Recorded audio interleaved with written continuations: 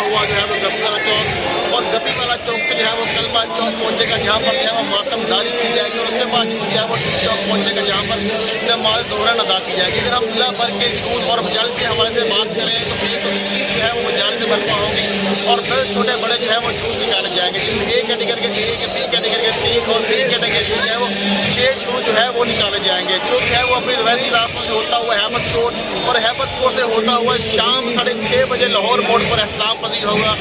Root के तमाम roots पर जो है वो नजर और न्याज का जो सिलसिला है वो भी जारी है। यहाँ पर अगर हम सिक्योरिटी के हवाले से बात करें तो डिस्ट्रिक्ट पुलिस ऑफिसर की जानिब से सिक्योरिटी के फुल प्रूफ इंतजाम किए गए हैं।